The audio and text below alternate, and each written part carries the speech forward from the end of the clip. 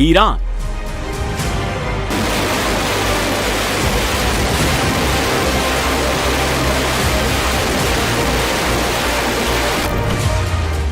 Ukraine,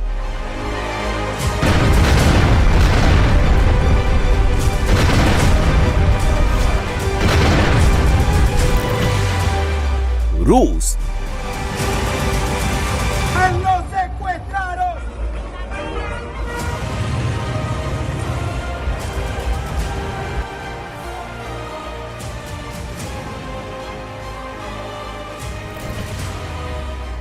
Venezuela,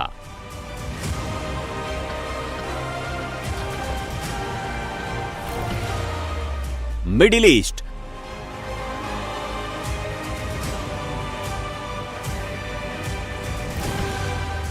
north और south pole. इस वक्त पूरी दुनिया बारूद के ढेर पर बैठी है। एक से एक हथियार आजमाए जा रहे हैं।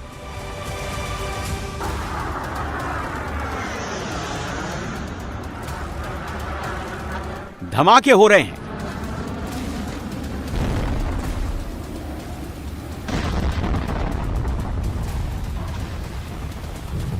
बंदूकें चल रही हैं। मिसाइल और ड्रोन से हमले हो रहे हैं।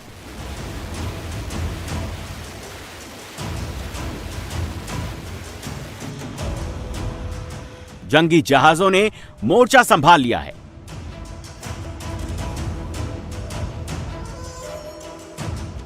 खाक में मिला देने वाली धमकियां दी जा रही हैं। We'll be hitting them very hard where it hurts. यूं लगता है कि दुनिया पर कयामत का कहर बरपा होने वाला है। North America, South America, Europe, North Pole, South Pole, Middle East और अफ्रीका से लेकर अटलांटिक और हिंद महासागर के संगम यानी केप ऑफ गुड होप तक एक से एक हथियारों की नुमाइश की जा रही है। दुश्मन को अपनी ताकत का दम दिखाया जा रहा है।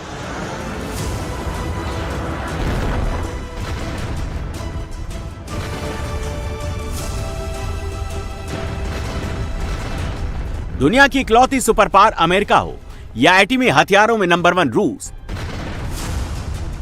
हर ग्रेट पावर इस वक्त अपने अपने स्फीयर ऑफ इन्फ्लुएंस यानी दबदबे वाले इलाके का दायरा बढ़ाने में जुट गए हैं।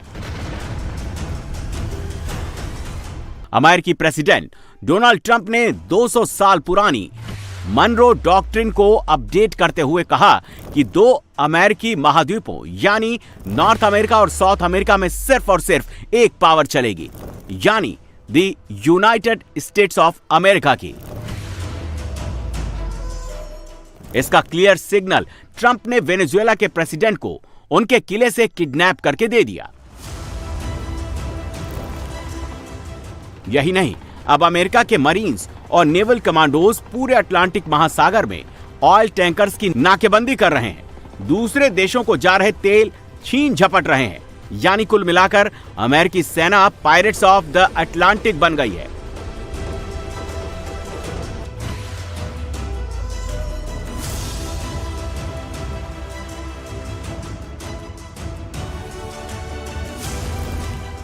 वेनेजुएला के राष्ट्रपति को अगवा करने के बाद अब ट्रंप की नजर लैटिन अमेरिका के दूसरे देशों पर है। ट्रंप अब कोलंबिया और क्यूबा में रिजीम चेंज चाहते हैं। लैटिन अमेरिका के सबसे बड़े देश ब्राजील के प्रेसिडेंट लुला डा सिल्वा से उनकी बिल्कुल नहीं पट रही है और क्यूबा तो पिछले 70 साल से अमेरिकी खुफिया एजेंसी CIA का अनफिनिश्ड बिजनेस है। इसीलिए ट्रंप ने वेनेजुएला में अपने मिशन को अंजाम देने के बाद अटलांटिक महासागर में अपनी नौसेना का रुख क्यूबा की तरफ मोड़ दिया है।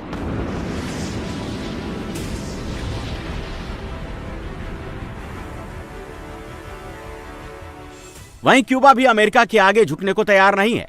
वेनेजुएला से क्यूबा को तेल की सप्लाई बदस्तूर जारी है क्योंकि ये सस्ता तेल ही क्यूबा की लाइफलाइन है।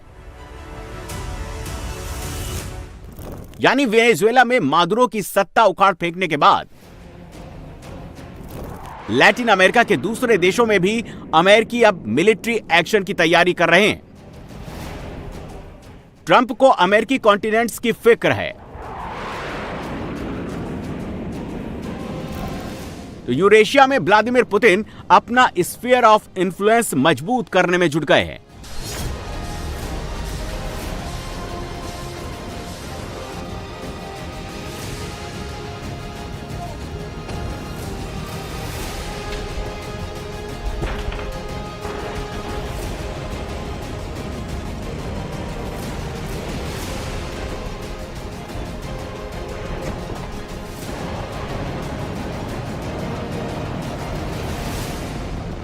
पिछले हफ्ते जब फ्रांस की राजधानी पेरिस में कॉलिजन ऑफ विलिंग्स यानी जर्मनी, ब्रिटेन, फ्रांस, इटली समेत 30 से ज्यादा देशों ने यूक्रेन में सीज फायर के बाद सिक्योरिटी के लिए अपनी सेना भेजने का ऐलान किया, तो व्लादिमीर पुतिन ने उस ड्राफ्ट पीस प्लान को फाड़कर कचरे में फेंक दिया, जिसे अमेरिकी प्रेसिडेंट ट्रंप ने तैयार किया था।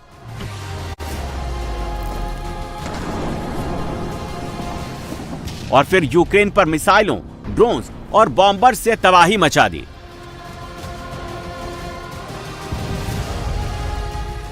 रूस के हमले से पूरब में यूक्रेन के इंडस्ट्रियल हब खार्किव से लेकर राजधानी कीव और पोलैंड बॉर्डर पर बसे लीव शहर अंधेरे में डूब गए। रूस के लेटेस्ट वेव ऑफ अटैक के बाद इस भयंकर ठंड में यूक्रेन के 1 करोड़ से ज्यादा लोगों के घरों की बिजली और गैस सप्लाई ठप हो गई है। रूस ने अपने लेटेस्ट अटैक में यूक्रेन के वेस्टर्न सिटी लीव को टारगेट किया। यहां नेटो के देश यूक्रेन की सेना को ट्रेनिंग देते हैं, वहां मिसाइल और दूसरे हथियार पहुंचाते हैं। पोलैंड बॉर्डर पर स्थित लीव को टारगेट करके पुतिन की सेना ने यूरोप और अमेरिका को क्लियर मैसेज दे दिया है। यूक्रेन का फैसला तो अब जंग के मैदान में होगा। यूक्रेन में युद्ध के करीब करीब 4 साल हो चुके हैं। यूक्रेन के साथ नेटो और अमेरिका की ताकत भी है, फिर भी यूक्रेन में एक भी दिन ऐसा नहीं गुजरता जब रूस के हमले से तबाही न मचती हो। पूरब में पुतिन की सेना सलामी स्लाइसिंग करके यूक्रेन के एक एक गांव को, छोटे छोटे कस्बों को अपनी कंट्रोल में लेती जा रही है। 20% यूक्रेन अब रूस के कब्जे में है।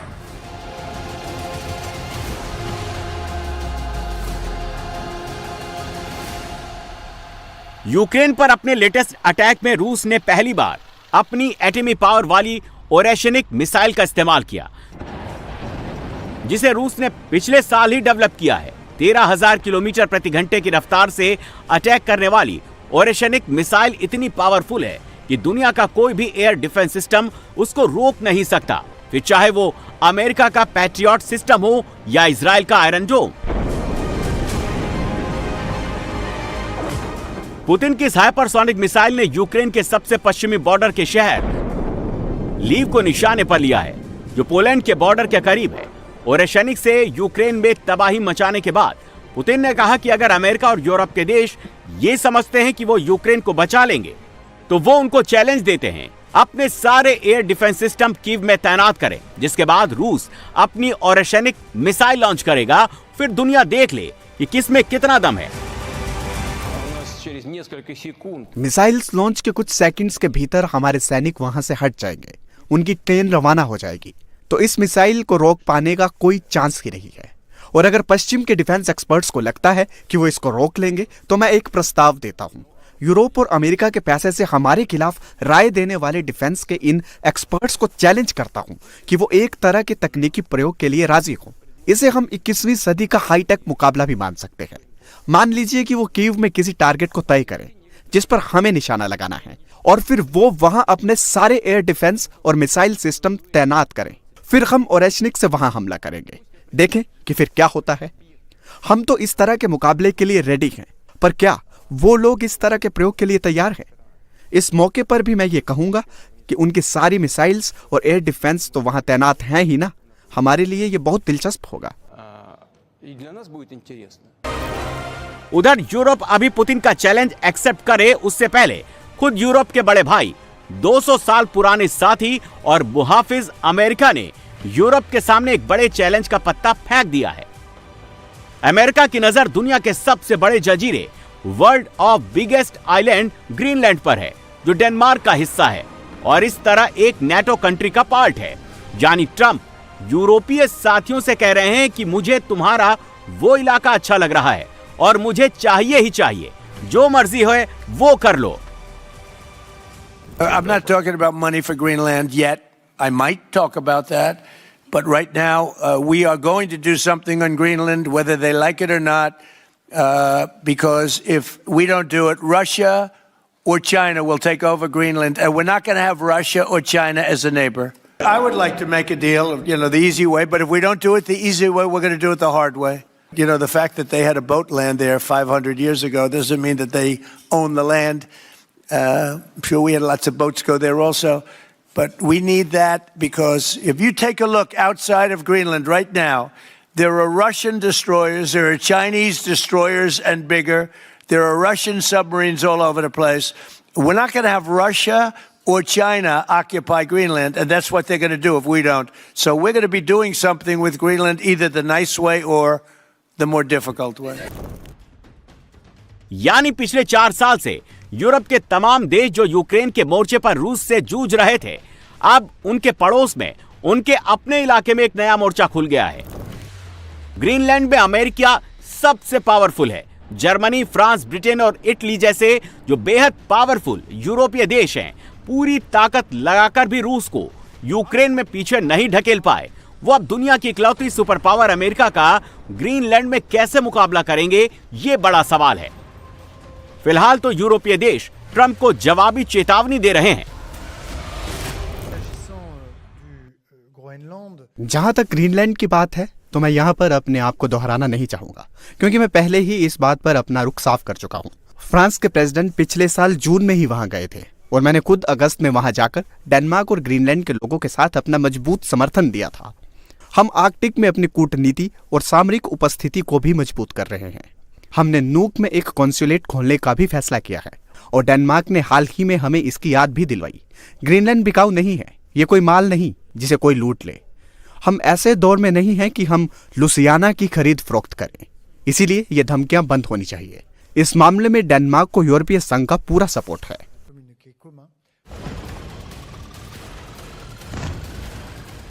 यूक्रेन से लेकर ग्रीनलैंड तक यूरोप को अपनी इज्जत, अपनी जमीन और अपनी सिक्योरिटी की फिक्र पड़ी है।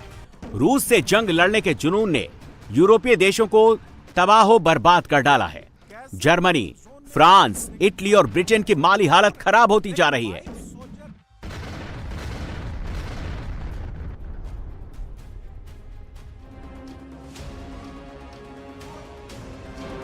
इसीलिए मुद्दा अमेरिका का हो या फिर फिलिस्तीन का, यूरोप के शहरों में बात बात पर आवाम सड़कों पर उतरकर हुकूमत के खिलाफ झंडा बुलंद कर रही है।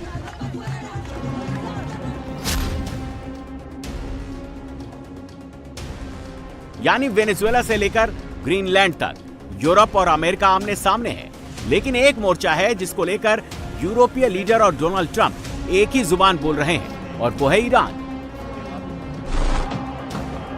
ईरान में इस वक्त अयातुल्लाह सैयद अली खामेनेई की हुकूमत है। अपने 46 साल के राज में सबसे बड़ी चुनौती का सामना कर रहे हैं।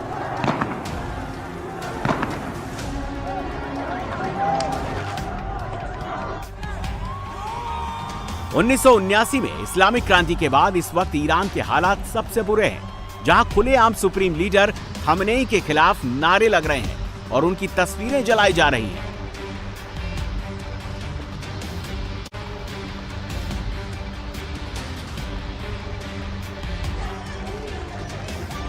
(1979) में रुहुल्लाह खोमेनी ने ईरान के जिस शाह रजा पहलवी को मुल्क से खदेड़कर इस्लामिक हुकूमत कायम की थी, आज उसी शाह के बेटे के सपोर्ट में ईरान में नारे लग रहे हैं।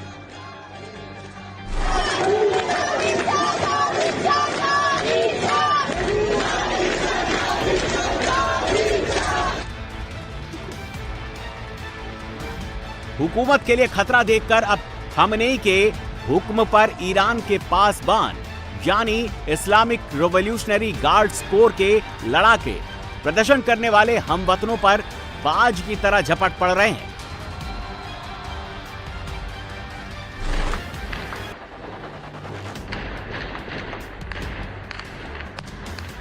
पासबानों को ईरान में अपने ही देश के नागरिकों पर इसलिए हमला करना पड़ रहा है क्योंकि अब मुल्क की हालत हाथ से निकल जाने का डर पैदा हो गया है।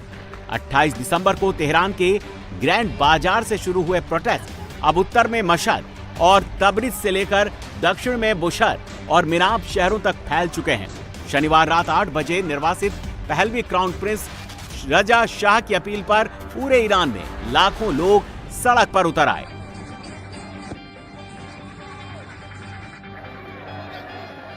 भीड़ ने खामनेई की हुकूमत से जुड़ी 25 मस्जिदें आग के हवाले कर दी, सरकारी इमारतों पर हमला बोलकर तोड़फोड़ की, बैंकों को लूटने की कोशिश हुई।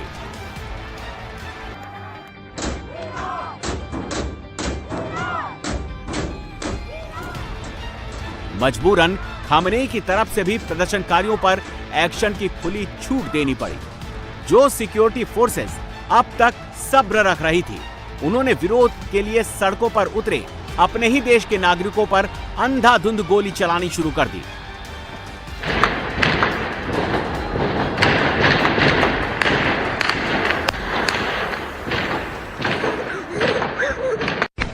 They're shooting us! They're shooting us! This government shooting people! This government shooting people! They're fucking shooting us! They're shooting us! Please hands! They're shooting us! They're shooting us! This government shooting people! This government shooting people! They're fucking shooting us! They're shooting us! Please hands! रात की तारीख में Khamenei के वफादार पासबानों ने इतनी गोलियां बरसाई कि तेहरीन से लेकर तबरिज तक दावा किया जा रहा है कि 2000 से ज्यादा लोगों की लाशें बिछ गईं।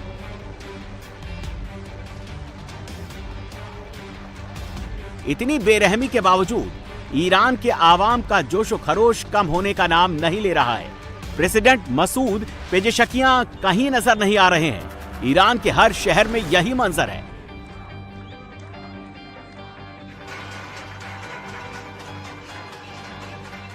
ऐसा लगता है कि आधी सदी से ईरान के लोगों की दबी कुचली आकांक्षाओं, उनकी उम्मीदों और उनके गुस्सों का ज्वालामुखी फूट पड़ा है और गुस्से के इस गुबार ने पूरे ईरान को अपनी गिरफ्त में ले लिया है।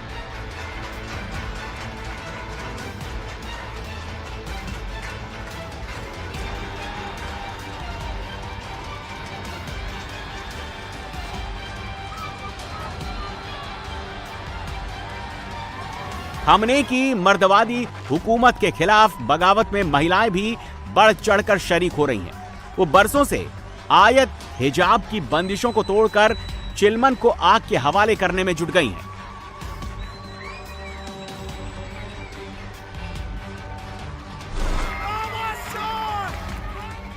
खामनेई के अपने शहर मशहद में भी लोगों ने उनसे मुंह फेर लिया है और खामनेई के खिलाफ नारे लग रहे हैं।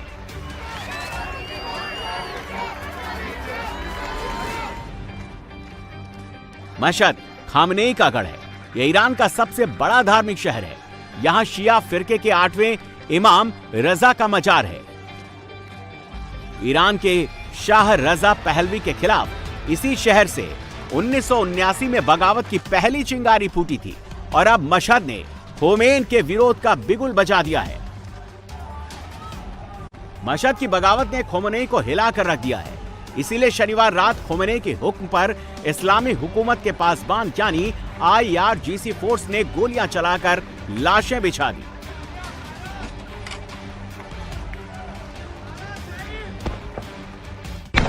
They're shooting us! They're shooting us! This government shooting people! This government shooting people! They're fucking shooting us! They're shooting us! Please hands! Tehran, Mashhad, तराज, करमनशाह, शिराज और तबरिज समेत ईरान के 180 शहर में इस समय इस्लामिक हुकूमत के खिलाफ जनता सड़कों पर है।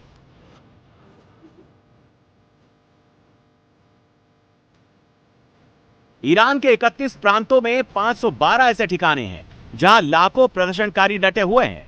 तेहरान इस्लामिक गणराज्य विरोधी प्रोटेस्ट का सेंटर है। इसके अलावा कराज, करमनशाह, शिराज, तबरीज, कूम और मशहद भी प्रोटेस्ट के पावर सेंटर बन गए हैं। पूरे ईरान में आग लगी हुई है, तोड़फोड़ हो रही है। सरकार के खिलाफ गुस्सा सरकारी इमारतों और सरकारी संसाधनों पर निकाला जा रहा है।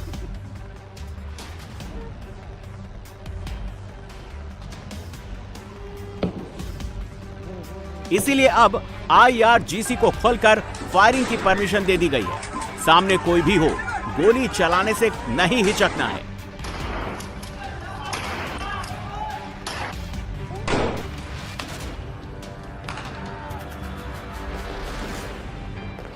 ईरान में इस वक्त सबसे खराब मंजर राजधानी तेहरान का है। यहां पर प्रोटेस्टर्स के खिलाफ सिक्योरिटी फोर्सेस को बेरहमी की खुली छूट दे दी गई है।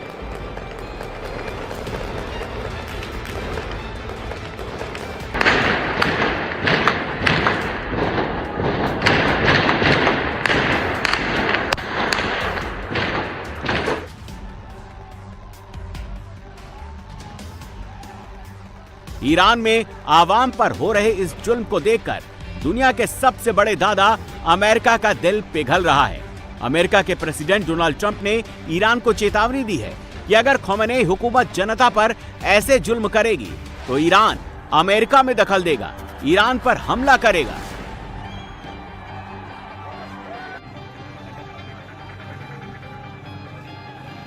So Iran's in big trouble. It looks to me that the people are taking over certain cities that nobody thought were really possible just a few weeks ago. We're watching the situation very carefully. I've made the statement very strongly that if they start killing people like they have in the past, we will get involved. We'll be hitting them very hard where it hurts. And that doesn't mean boots on the ground, but it means hitting them very, very hard where it hurts. So we don't want that to happen. There have been cases like this where President Obama totally backed down. But this is something pretty incredible that's happening in Iran. It's an amazing thing to watch. They've done a bad job. They've treated their people very badly, and now they're being paid back. So let's see what happens. We're watching it very closely.